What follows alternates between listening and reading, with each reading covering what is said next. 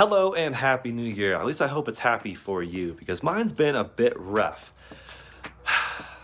My window has been shattered. Son of a bitch!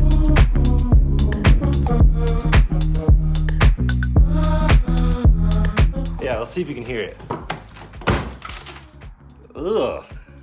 So basically, I left my car at a friend's house because I was driving over to Kansas City trying to fight a blizzard with a friend, so I took her Subaru, and then my car stayed outside his house. I was borrowing his Rivian, then he had the Miata, and on New Year's Eve, the first crime in 20 years in this little quiet neighborhood happened.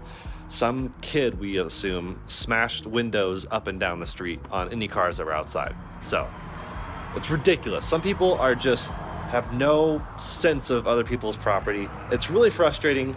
So I got that news first thing New Year's Day morning. So I was like, well, this is great. The last 2 New Year's days were also horrible. So it's just my luck, apparently. Hopefully you're having better luck. But yes, it is a nice day. I collected my car intentionally on a nice day. It is now January 2nd. So this happened, I guess, 2 nights ago. Because I had to drive an hour home with no window. You can't tell, but the window is rolled up all the way.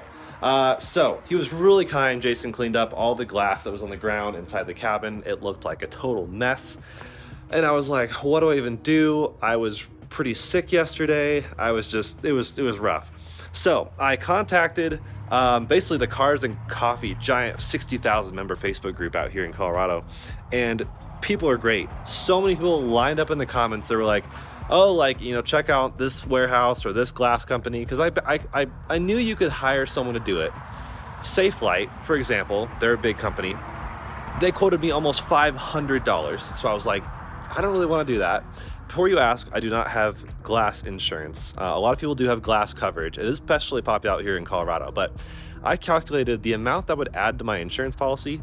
I would have to be destroying like 3 windows a year, or at least 2 years, something like that, which I've only had 1 window break in my over 4 years of having this car. So I'm still out ahead. So I did not have glass coverage. My deductible was too high for it to really be worth it. So not involving insurance.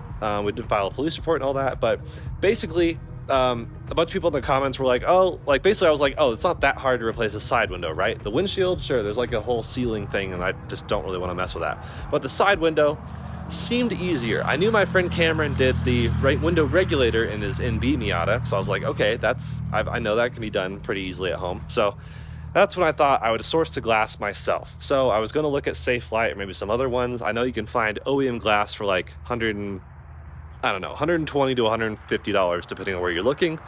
There's also junkyards. You can find a pick and pull, like a trashed NC or something. So there's a lot of options to find glass. But even if I bought the glass, you know, from Mazda or from Safelite, maybe depending on how they priced it, it'd be like $140. So let's say 150. Not terrible. But some guy commented on this post, Jonathan, my homie. I don't actually know him, but he's my homie now. He was like, hey, I have an NC window in my basement. Do you want it? It's like, yes, please. So I guess he bought doors and stripped them down for race cars. So he didn't need the glass. The only thing I needed was the glass. So my spiel is over. Let's get this replaced. We are fighting daylight. We have like less than an hour of daylight left. So I'm going to try to pull out the driver's side window, the cracked stuff, clean it all up inside there, show you guys how to do it along the way. And wow. Well, now I'm warmed up now that I've talked so much. Jeez. So here's what I believe you will need. You just ignore this for now. A drill, a 10 millimeter specifically, which I have somewhere. One here as well. Screwdriver or a drill with a Phillips, and a trim removal tool. This one's seen better days. We'll see if that works. And a shop vac to clean up glass. Again, Jason cleaned up most of the glass, but I know there's gonna be some in the door. We can hear it. I can even see it. I think a piece like flew up and hit me in the face earlier, which kind of hurt on the highway. But yeah, we'll see how it goes. No other damage, it seems. I'm really glad they didn't just smash all the windows. I don't understand people once again. But the first things first, and that's to actually take off the door card. Although I think you're also supposed to roll the window down a little bit. I'm kind of figuring this out as I'm going.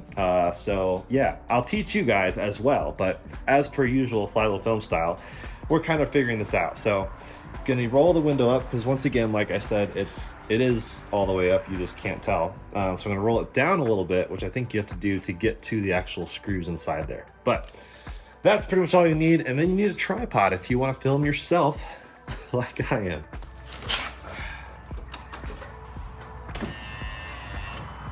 Okay, well, that rolled down a bit. So gonna remove stuff out of the door. By the way, Jackson, Colored and Light, which has a video like somewhere right up here, has a great video on taking the door card off. Very simple, easy, quick 2-minute video.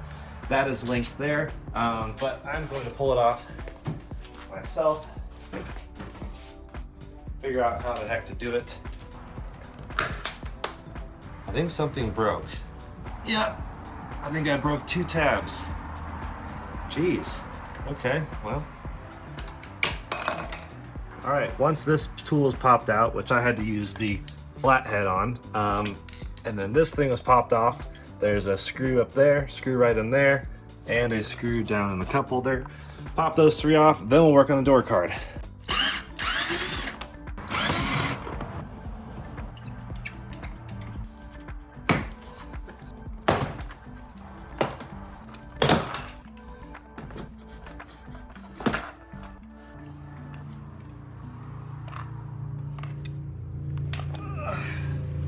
So as you can tell, the back of the door, bunch of clips. So pulling it off the door, I kind of worked on the bottom to pull these clips off the back and then lift up on the top. And then a few electronic clips like the door lock mirror switch ones down here, the one for the tweeter up there. Those are all pretty self-explanatory. So pulling the door card aside out of the way, we can now see what's behind the door. And yeah, so basically I'm gonna have to probably take all of this stuff off to get back in there, which is where all the glass is residing, because there's a bunch of stuff in there, I can tell. So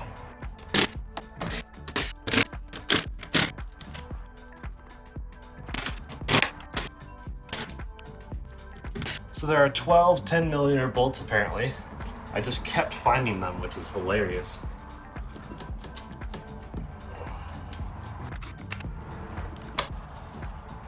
$12 bolts and 1 screw that was holding me up.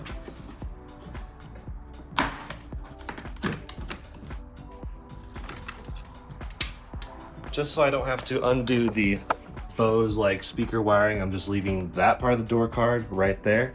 So now I can access everything else. And here you can see all the glass. Oh geez. There's the bump stop for the glass down there. Just a mess. Might actually grab, so I'm borrowing my neighbor's shop vac. I really should just get a shop vac, but I might actually grab his big one. Oh boy.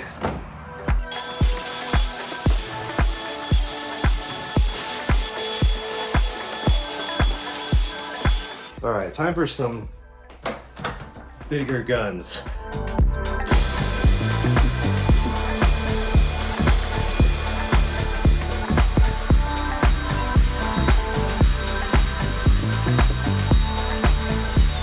All right, so between the 2 vacuums, got a lot more glass out of there and pulled out some of the big pieces myself. God, it's so crumbly. It's crazy. Yeah, so I guess these are these stoppers, which actually my new glass has. I'll pull that out in a second. And this is something else. Not really sure. But I was right. So rolling down the window enough to where this is visible, and there's 3 screws here, also 10mm. Those are on the what's called the regulator, and that is what holds, you know, it's the slidey thingy to make the window go up and down. And then this is also something that I guess the window slides against this when it's down in the door, and then slides up against the whatever you call that. Yeah, I don't have all the technical knowledge necessarily, but I know that's the next step is pulling these off, and then normally the glass would slide kind of up, but since there's nothing really to slide, I'm just going to very carefully take these out, probably vacuum again, because I bet little fragments might fall again. It's so dumb. Everything about this is so dumb, but it's good learning experience. And then I will inevitably take my door panels off again at some point, because I will eventually add some sound deadening in here, because I kind of want to see what that does. I kind of wish I could have planned all this together, but I don't have a lot of time. So what else is new? So that's pretty much it. Gonna pull these off, then we'll go from there. More glass fell. Maybe I should have done this first.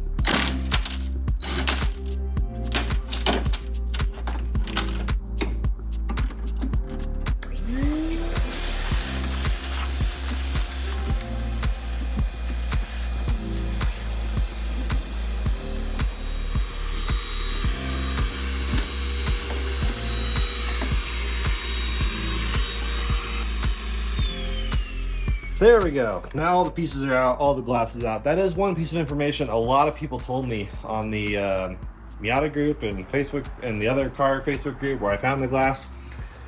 Everyone reiterated over and over again. They were like, for the love of God, clean out all the glass, because it's almost impossible to get it out otherwise. But there we are. The new glass. There we are. I feel like I really shouldn't be holding it like this. It is very dirty, but it is clean from scratches or chips or anything like that. So not even really gonna clean it up. Just gonna install it. And I think we have to like align it or something. I already lost the sun. Cleaning up glass took up so much longer than I thought. Just frustrating. Everything about this is frustrating, but it's nothing new. So let's get it slid back in there, shall we?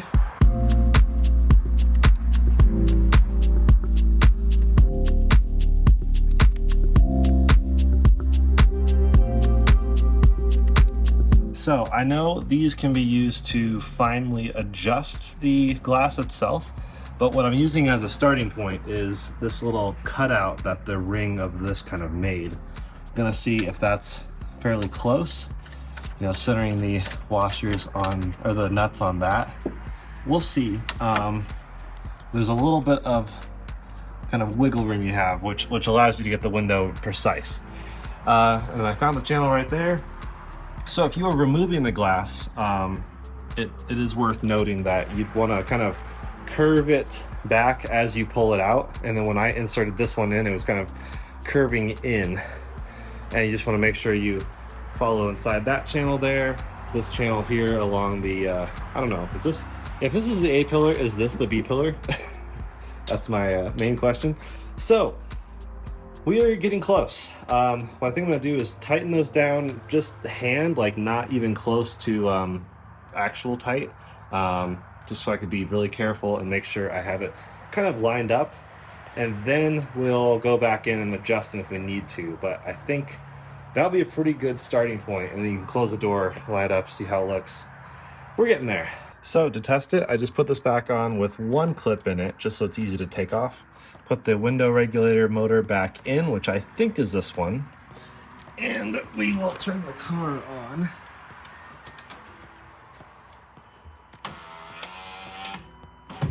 Aha! Windows up. And it looks pretty darn even across there. Pretty darn good, I think. So, yeah. I think we're gonna go with that. I may put it up into this way just a tiny bit, because it looks like this corner might need a little bit of help. And but I think otherwise we're golden. That was really not bad. Not done yet, so I'm gonna knock on wood if I find any, but still a little bit of light left.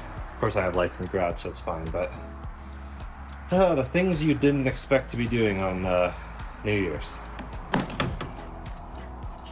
Okay, I stand corrected. You can actually get to the bolts with the window up. That's why they put these holes here. That's great.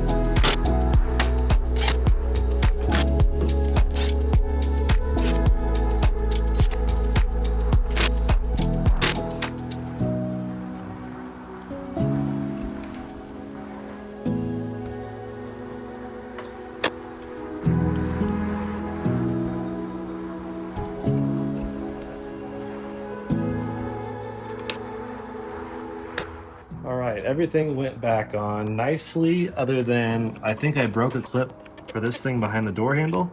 So I'm gonna listen for that rattling. And I broke a couple clips on this thing, which means it'll come out easier next time. But I just heard more glass fall. Dang it. So I'm honestly not super worried. This car is not quiet by any means, so I will probably hear a bit of glass. I'll let the glass all shake itself out, and then I'll go back in the doors later and do sound deadening, and that's when I'll clean out the last little bit of glass that shakes itself free from every little nook and cranny. But we are so close. All we gotta do is clean it up and we'll see how it looks.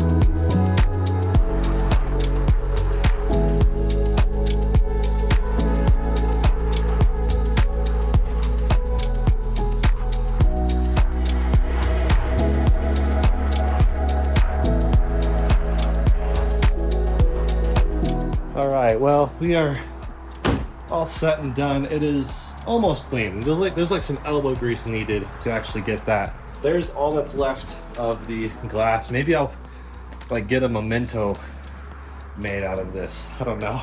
It's not like really something I want to remember, but it's, I guess worse things could happen. So just keeping this a little bit tidy here. Yeah, I'm still gonna make you guys a video on kind of my plans for the year. I'm still curious to see what some of you guys want to see done. We are just entering 2024. The sun is setting on 2023.